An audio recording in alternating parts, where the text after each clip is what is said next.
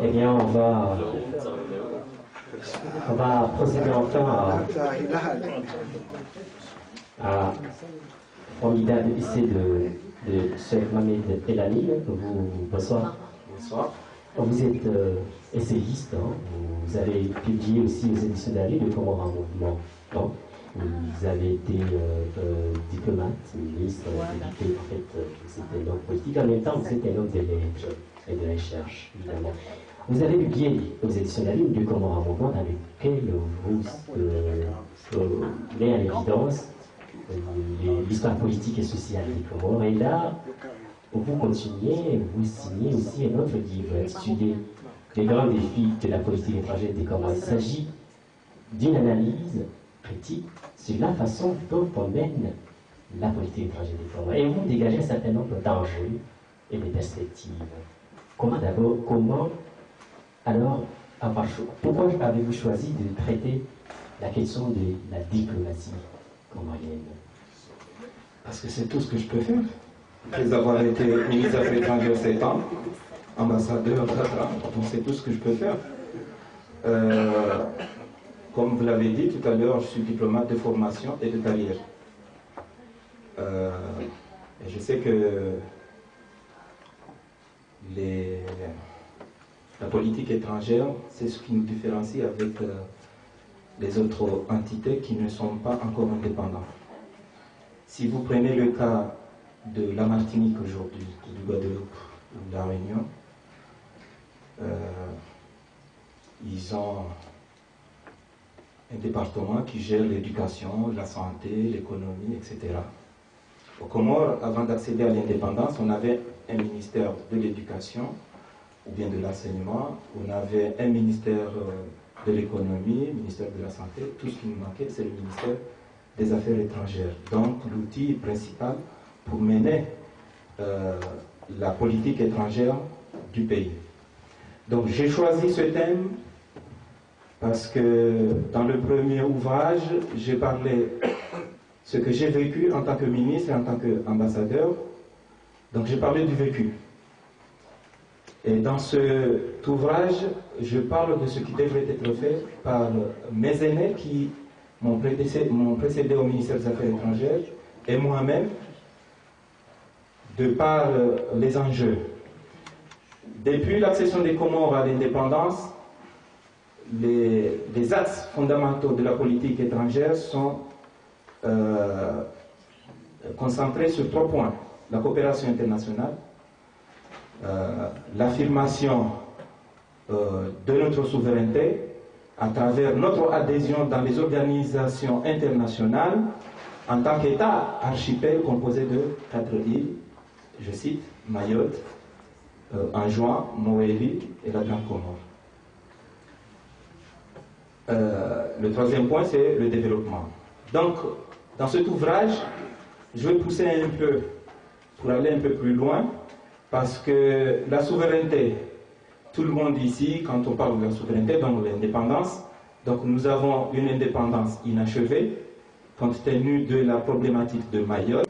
Mais il n'y a pas que la problématique de Mayotte, parce que de par les études qui ont été faites, des études historiques, géologiques, il n'y a pas que Mayotte. Vous parlez dans ce livre aussi, outre les enjeux politiques, l'enjeu de la souveraineté, en même temps d'autres enjeux liés à la définition des frontières. J'ai parlé de grands défis parce qu'au moment où nous sommes confrontés au problème de Mayotte, et là je vais pousser le bouchon, aller un peu plus loin pour parler d'autres problèmes liés à la souveraineté. Il n'y a pas que cela, mais il y a aussi la délimitation des frontières. Parce que pour moi, à mon avis, le problème de Mayotte est minime par rapport à la délimitation des frontières. Parce que là, nous avons affaire avec un seul pays, en l'occurrence la France, mais de l'autre côté, nous avons affaire avec Madagascar, avec la Tanzanie, avec le Mozambique, avec les Seychelles. Monsieur le diplomate, quand on regarde votre livre, vous avez ostentationnellement mentionné cette photo. Pourquoi ce choix de cette photo? Ce choix, d'abord, c'est le conseil de l'éditeur. Donc, il a choisi cette photo. Il m'a dit que ici, ça c'est la tribune des Nations Unies. Il a dit il n'y a pas meilleur, on ne peut pas trouver une meilleure photo pour parler de la politique étrangère d'un pays que cette photo. Revenons aux enjeux. Revenons aux enjeux. Vous parlez qu'au-delà des enjeux, il y a la question de Mayotte. Et sur la question de Mayotte, vous êtes allé très très loin, parce que vous parlez du partage des souverainetés. De quoi parlez-vous? Entendez-vous parler? En fait, nous avons un problème qui date de 1975. Ça fait plus de 30 ans. Tout le monde le dit haut et fort. Et là, je suis content, parce que ces derniers temps, la société civile et les partis politiques se sont mobilisés autour de cette question. Il y a une communion par rapport à la question de Mayotte. Mais tout le monde le sait, les Français le savent très bien que Mayotte est comorien. Les géographes, les historiens, les Africains, tout le monde sait que Mayotte est comorien. Parlant de la géographie, de l'histoire, tout le monde sait que Mayotte est comorien, fait partie intégrante des Comores. Donc maintenant, que faire? La communauté internationale s'est mobilisée. Il y a l'ONU, il y a l'OUA et l'UA, il y a le mouvement des non-alignés, il y a l'organisation de la conférence islamique. Peut-être la seule organisation de cette envergure qui n'a jamais été saisie de cette question, c'est la Ligue des États arabes. Est-ce que c'est au nom de cet échec des organisations internationales qui n'arrivent pas à donner une solution, à trouver une solution sur la question des Mayotte, que vous proposez une autre solution? Non, je ne propose pas. C'est du partage entre l'État comorien et l'État français. Non, j'ai dégagé. Est-ce que vous pouvez bien déterminer? Il faut négocier, il faut discuter. Donc, j'ai dégagé un certain nombre de pistes. Il y a le retour immédiat, donc pur et simple, de Mayotte dans son giron naturel. Est-ce que c'est envisageable maintenant, à l'état actuel de la situation, est-ce que c'est envisageable? Il y a un retour progressif, ou bien il y a un choix de faire en sorte que Mayotte devienne indépendante, et puis par la suite, on va confédérer. Donc, il y a aussi une autre alternative, comme les Nigériens et les Camerounais l'ont fait,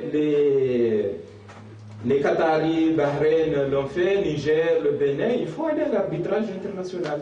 Donc j'ai dégagé ces pistes avec les avantages et les inconvénients.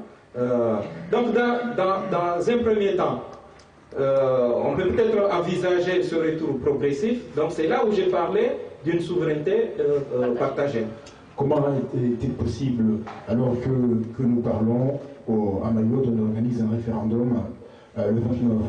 Comment votre réflexion peut être en adéquation avec cette dynamique-là? C'est pertinent comme question, je trouve, M. Lioma, mais il faut lire l'histoire. Donc, depuis quand Mayotte attend ce statut de département? Il a fallu attendre 30 ans, et là, je leur donne encore 30 ans, parce que si vous lisez le rapport de Jacques Attali, si vous lisez le rapport de M. Balladur, si vous vivez la situation qui prévaut actuellement aux Antilles, là, vous direz clairement que les Mahorais sont mal partis, et ce n'est pas ça la bonne solution. Très bien. Est-ce qu'il y a d'autres questions? En tout cas, ce qui est intéressant, c'est qu'il y a dans l'approche de honorable ministre, c'est une approche réfléchissante qui est liée aussi à un décalage culturel aussi. Parce qu'il y a un décalage générationnel et puis culturel. Parce que lui, sa génération, c'est la génération qui ont vécu l'indépendance étant adolescent. Alors que ma génération, moi, et d'autres avons combattu le statut et avons animé le mouvement national.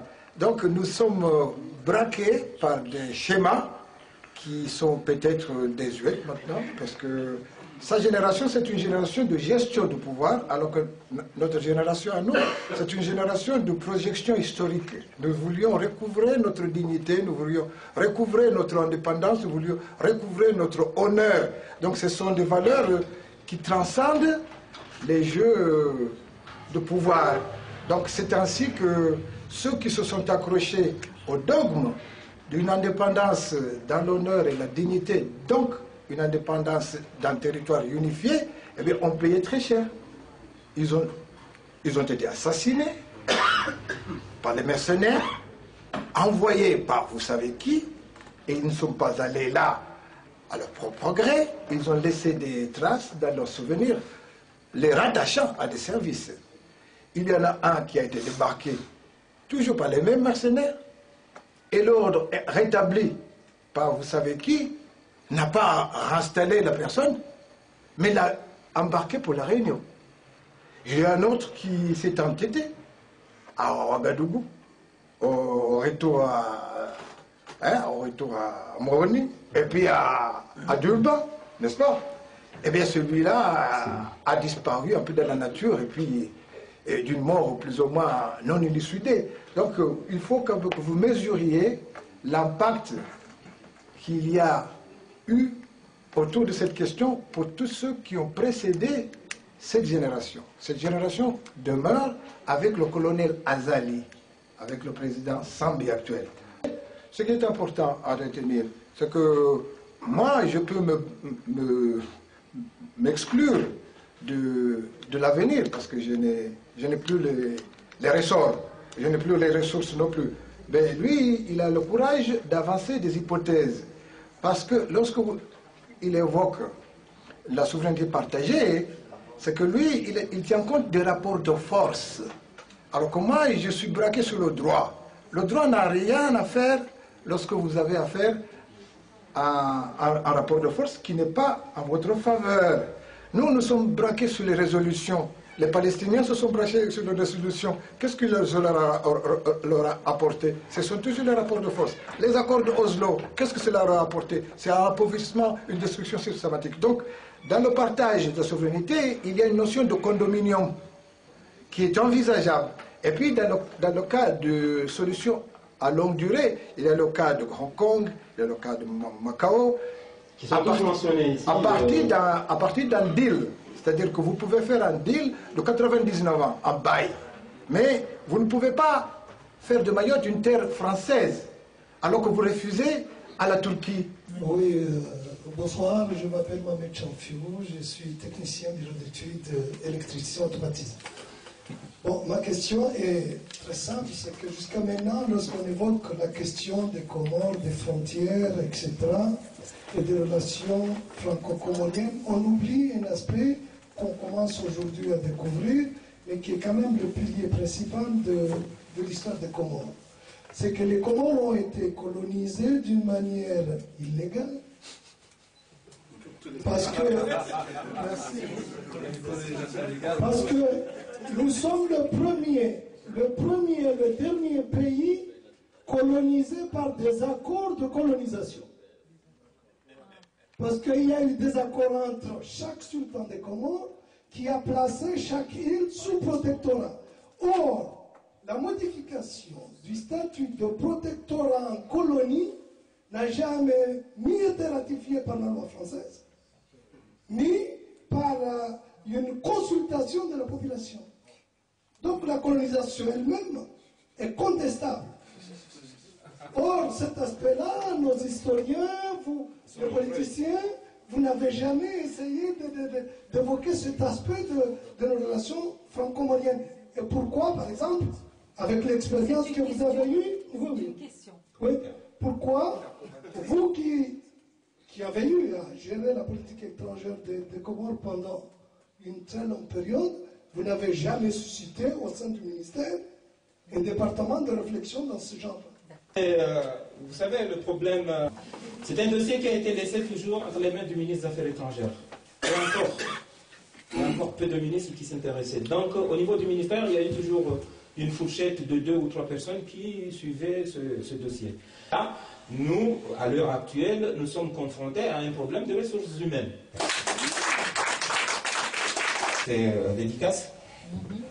Donc, à mes 2 parents, pour leur éducation et leur orientation, à mon épouse et mes enfants pour leurs encouragements, à tous les anciens ministres des Affaires étrangères des Comores et le corps diplomatique comorien pour leur contribution à la mise en œuvre de la politique étrangère des Comores. Ça, c'est le premier passage. Quelles sont donc les bases et les axes fondamentaux de la politique étrangère? Quelles particularités du système politique comorien faudra-t-on tenir compte? Quel serait l'impact de la religion dans ces diversités de par le monde? Quelle est la part de l'histoire du pays et de son identité arabo-islamique? Quel enjeu par rapport à la francité d'un pays juxta un espace anglophone? Quelles sont les leçons à tirer de son instabilité politique permanente liée à l'indépendance inachevée et marquée par les soubresauts politiques? La réponse à toutes ces questions aidera en partie à déterminer la politique étrangère des Comores. L'intérêt national des Comores a été pressenti pour la première fois à la veille de l'indépendance du pays, lorsque, dans un élan unanime, la classe politique comorienne décida de libérer le pays du système colonial français et exigea l'accession de l'archipel à la souveraineté nationale. Aujourd'hui, une grande partie de la population rêve de ce passé nostalgique, enthousiaste et glorieux et entend y puiser pour définir et bâtir un réel intérêt national qui porterait sur la conquête de la souveraineté totale par la récupération des territoires comoriens occupés, en l'occurrence Mayotte, les îles Glorieuses, les bancs de Geselle et de Livin. La délimitation des frontières, la valorisation et la rentabilisation de la position stratégique du pays, la poursuite de l'idéologie de neutralité, le renforcement de son ancrage dans la rapidité et l'africanité, la poursuite et l'affirmation et l'affermissement de la coopération et le développement du pays, le rehaussement de l'image des Comores. Pour rappel, à ce jour, 3 grands axes d'orientation ont été privilégiés en matière de politique étrangère depuis l'accession des Comores à l'indépendance. Il s'agit de l'exercice de la souveraineté du pays, l'adhésion aux principes de paix et de sécurité mondiale et la coopération internationale. Aussi, les Comores, de par leur position dans un espace anglophone et lusophone, tentent de s'imposer comme interlocuteur privilégié de la francophonie et d'assumer un rôle de trait d'union entre cette région et le monde arabe.